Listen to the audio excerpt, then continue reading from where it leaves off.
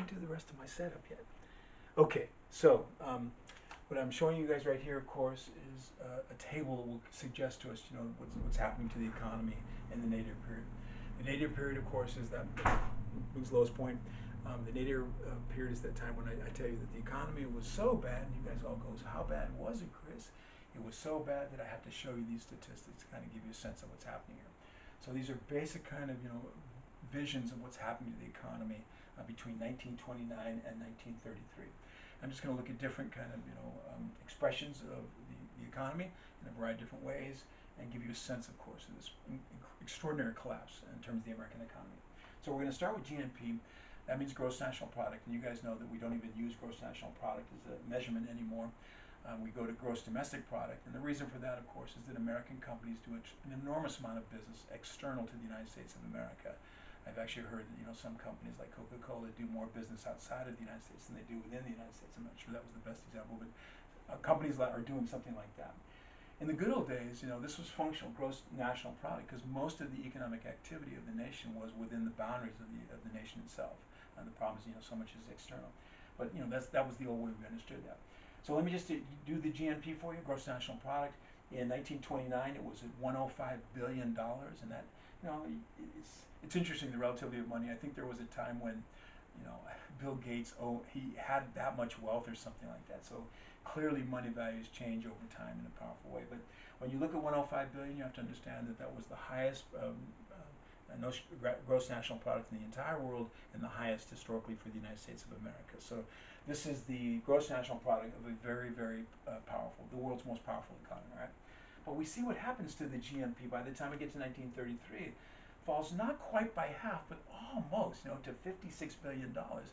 And I have to tell you that, when your economy, if your personal economy or my personal economy falls by 50%, we're in deep trouble, and very quickly it kind of shows you, how bad things began, how bad they became. Here's industrial capacity. So industrial capacity, I mentioned that in terms of in relationship to World War I, the United States going to maximum 100% industrial capacity. It's how much you're using your plant, and you don't really want to be at 100% because that's every single company, plant, business running 24/7, 365 days a year. So actually, in 1929, I have to tell you, I'm kind of constructing this for you. I've never really seen the industrial capacity, but I think it's somewhere around 75, 80% or something like that. And that just means you're pretty much at where you want to be. The economy is humming along relatively well. It's not using every single moment, but doing relatively well for itself. So it's less important than we see what's happening in 1929 than we see what's happening in 33, though. By 1933, we see that the industrial capacity is at 25%. 1/4 of the industrial facility is functioning at that time. And, whenever I think of this, I think of in real terms, like, you're driving through the area of Pittsburgh, and it means that for every 4 steel mills you see, only one of them is functioning. The other, their gates are closed, they're padlocked, the smokestacks are quiet. All of that is part of the situation. It is intriguing that we're kind of in that one of those moments where we're shutting down in a huge kind of way.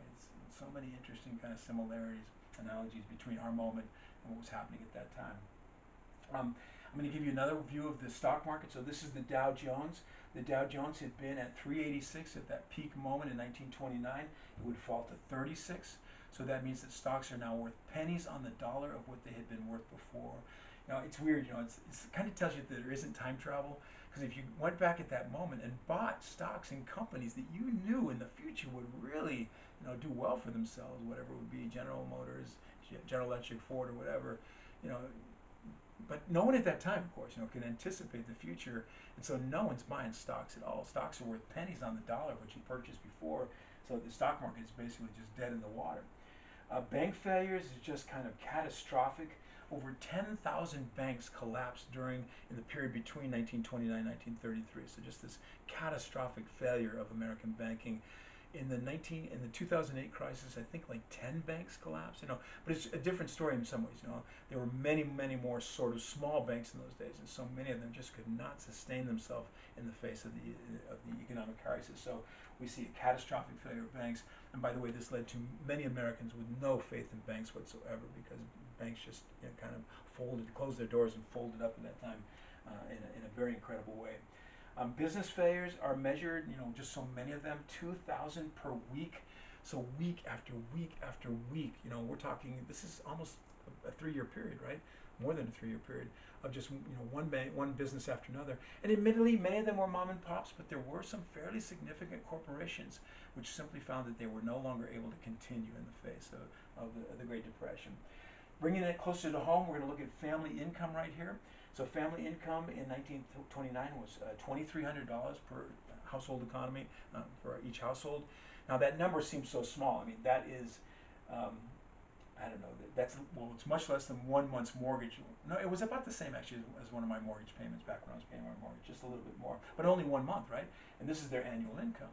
But you have to understand that that's the highest family income in the entire world, and you could buy a house with that, and you could buy a Model T with that, you could live a good life with that, okay? So, don't be swayed just simply by the low nature of the number. But we do see it going down significantly by 1933, so about $1,600 per individual family.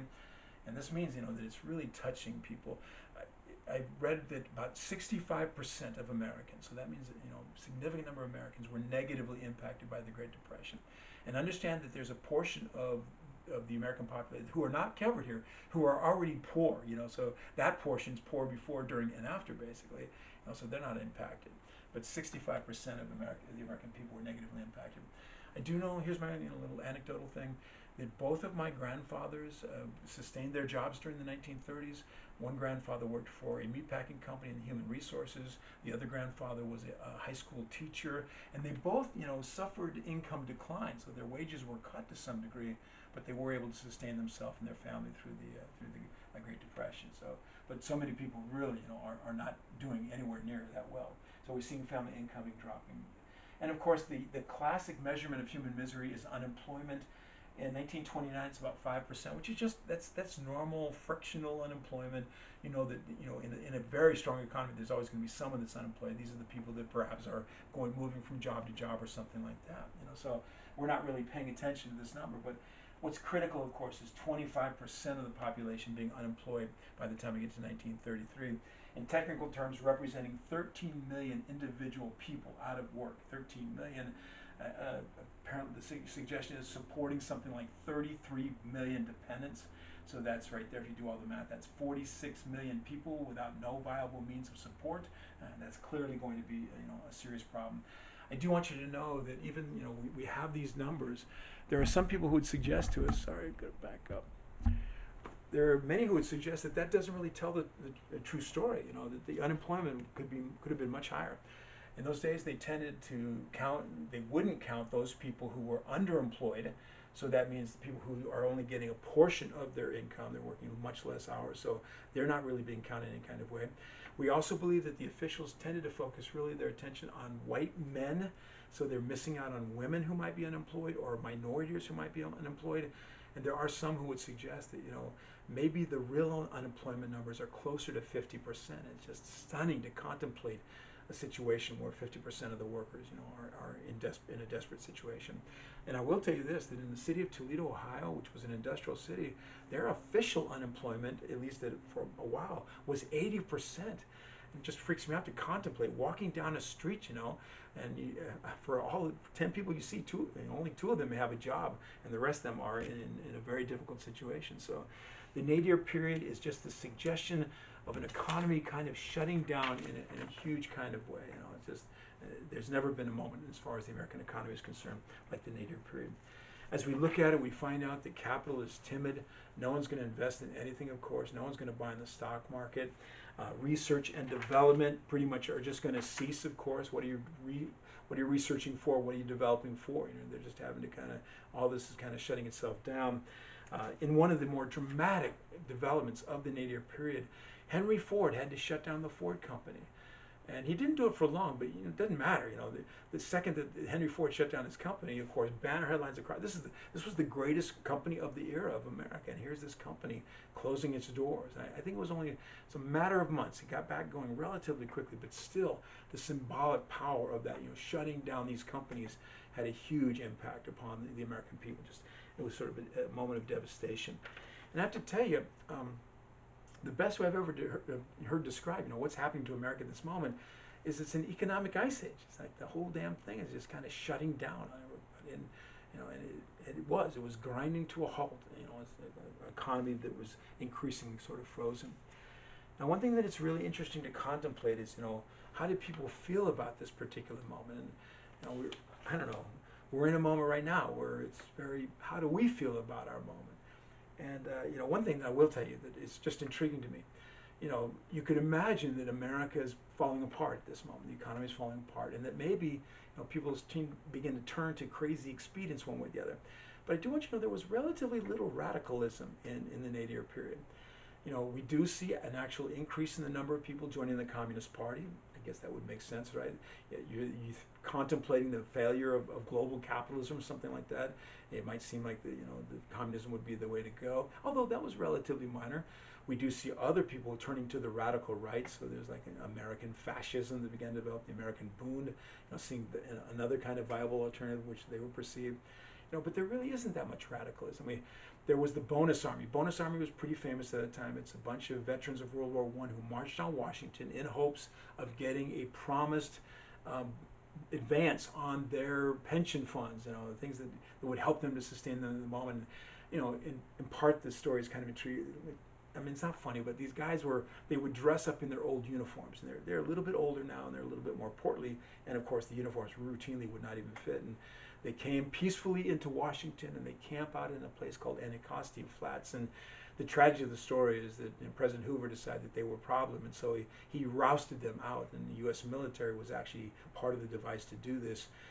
Douglas MacArthur, Dwight Eisenhower, part of military activity, leading the soldiers to roust out these old former veterans, which seemed like a very unkind thing to do. But it's an indication of just a really limited expression of kind of radicalism.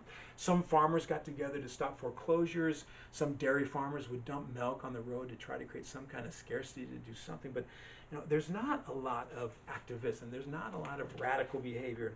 And we think it's because that the dominant attitude of the moment was sort of hopelessness and apathy. And it was based on the fact, I think, of the power of individualism in the United States at that time, that most Americans tended not to blame someone else. It's interesting that we're in a situation now, in this moment, we're not necessarily trying to blame anyone too much, though, of course. I'm sure you know that there's sniping against whoever, whatever component of the government. And some of it may indeed be legitimate, but none of us are really just blaming like anyone for the pandemic. We see that as essentially as a structural event, a structural development that's happening. There's not a whole lot. We're doing what we can, of course, to confront that. But when the Great Depression hits, most Americans were very individualistic, and they tended not to blame someone else. They tended to blame themselves. And as they're blaming themselves, of course, it takes away from their ability to deal with the issues in any kind of way. So you have not a sense of like, let's go, revolution or something like that. It's rather a sense of hopelessness, and apathy, and not really knowing what to do, and trying to do the best they possibly can in the face of just what seemed to be insurmountable odds. Now, in this moment of relative hopelessness and apathy, there was one thing that they did do. I do want to tell you that, and that was that they moved. So one of the things that Americans have routinely done as a way to create social mobility is geographical mobility. Americans believe that we can better ourselves by going other places. And I think in many ways this is founded in our long tradition of westward expansion and manifest destiny. Go west, young man. There's a better place for you. And we generally think that there are better places for us. We may not be making it here, but there's somewhere else we can make it. So when the economy begins to just slow down, begins to stop really, there were many Americans who said to themselves, well, we can go somewhere else and make this happen. Now, I have to tell you that at least in the moment of the nadir, the vast majority of the people moving like this were men. These are men who can't find a job where they are, and so they're going somewhere else. And we estimate at the peak there's like 10 million Americans on the road. And these were the hobos of that moment, and they're hitchhiking and they're jumping on rail cars to make their way across America, and they're going here and there, of course, to try to find jobs. And the tragedy was there's not really a job for them anywhere. So, but this is kind of the major activity we're going to see is this movement of people, trying to find a way where they can improve their economic situation. Now, of all the people on the road at that time, probably the most famous that begin emerging. They're famous because of kind of where they're coming from. They were coming pretty much, it always sounds weird when I say this, but the south central plains of the United States. They're coming from this south central area. Now, the center point of what's going on is going to be right about here in an area we call Oklahoma. But if you really look at the whole dynamic, I mean, it's involving people from Kansas, Colorado, New Mexico, Texas, all these people were kind of caught up in this particular situation. But because there was at least a vision that the center point of this activity was Oklahoma, the group that becomes very well known for being on the road, of course, being forced onto the road because of the problems of the Great Depression, was a group called and I'll give you a chance to guess it, 1, 2, 3, and I hope you guys did say Okies. And the Okies, of course, are not only in the group I'm about to tell you about, but they are potential identification for, excuse me, for the final examination. So let me tell you about the Okies. The Okies were people, they're not just from Oklahoma. They're from Texas, Colorado, New Mexico, Kansas, all these places that are kind of surround that area. But they were people whose lives were disrupted by two major problems that just descend upon them in the 1930s. And the first thing that was just sort of there as a foundational thing I already told you about was the agricultural depression. So these are primarily agricultural people, especially in the Oklahoma panhandle. They'd moved out onto marginal lands. There's a powerful environmental suggestion that we should never have never have farmed, I should say, much of the Great Plains. And it's so much better if it was left to just be a grassland, of course, for the environment, for a lot of things. But they decided that there were these lands that were farther to the west in Oklahoma that they could farm, of course, and they could indeed farm them. And if you got adequate rainfall, that was going to be okay, basically. But you have the agricultural depression that becomes then compounded in a powerful way by the secondary thing. It's essentially an environmental catastrophic moment as far as the Southern Plains are concerned. What happened was year after year of insufficient rainfall, so that means it didn't rain very much, and they went into a drought situation, and the soils would dry, of course, and the wind would come along and it would pick the soil up into the air, and it created, of course, the horror of the moment for the people that lived in this area. And I'm sure you guys know what this thing is called. Is called the Dust Bowl. And I can't get my paper separated. I should have got myself a little bit better situated here, but I was just getting my poster up. I forgot about everything else. So we call this the Dust Bowl. And the Dust Bowl was just this extraordinary environmental situation that began to envelop the Southern Plains. As I told you, the rain didn't fall. The soil did indeed dry. And remember that they'd plowed it all up, so they kind of exposed the soil in ways that wouldn't have naturally been exposed. And the wind that did come back. And you could start a day on the plains of Oklahoma, and it would be blue skies and beautiful, of course. And then the wind would kick up, and later in the afternoon, and all of a sudden you would look on the horizon line and you would see this incredible front approaching. And I've seen I've seen weather fronts like this on the Great Plains, and they come and they've got their greens and blues, and actually that's really kind of scary. That's an indication there might be, a storm that could be like generating a tornado. But in this case, they were tans and browns, and it's just roiling across the plains basically. And when it overtook you, it was darkness at noon. All of a sudden, the light went out, and your headlights had to come on. Of course, your house lights had to come, your street lights had to come on, even if it was 2 o'clock in the afternoon or something like that, as everyone became enveloped in just this pall of dust that was all over everything. They estimate that it's amazing amount. We're talking 10 million tons of dirt lifted up into the sky to be taken across the plains area. I got to tell you, the monumental dust storms that occurred. They would color the skies over Chicago, St. Louis, all the way to New York City and Washington, D.C., And by the way, sometimes the color tints that we get in our skies in Southern California are from dust storms that have blown all the way across from China, So that's the way that can happen. But anyway, it just created this almost unendurable environment as far as the Southern Plains were concerned. Just to tell you things about the Dust Bowl. Really problematic in terms of the static electricity. So you've got all of these little particulate matters, pieces of dirt, of course, that are rubbing together in the sky and creating monumental amounts of static electricity. So much so that it was dangerous, like to shake someone's hand, you might knock each other down. Barbed wire would glow in the light of the static electricity. Cars had to drag a chain on there to keep them grounded at all times. It was ruinous to plants. It would kill trees. Just being bombarded by this kind of situation, just really difficult. So and that became part of it. Deadly to animals, and it wasn't so much the static electricity, but just the dust and then the dryness of it all. And just we're talking, millions of livestock will simply perish in the face of this Dust Bowl. Super problematic for fastidious housekeepers. You know, when the dust would come, you could, and there were women who would put cloth around the window jambs and the door, you know, try to get the dust out. But it would like come through the rafters, come through the eaves, you know, come into your house. And when you cleaned up your house after a dust storm, you didn't use a broom, you used a shovel. You have to shovel that stuff out of your house because there would be so much of it. And then ultimately, of course, the critical outcome here was it was extraordinarily dangerous for people with compromised pulmonary system, pulmonary situations. You know, oftentimes people didn't know that that was their problem. And here come the dust, you know, and within a day it could kill people. I mean, they called it white lung. It would coat the lungs. It would cause the person to develop a fever, of course. And then by the end of the day, they could be dead. So if you had a person with any kind of compromised pulmonary system, you had to vacate the zone. You got to get them out of there, right?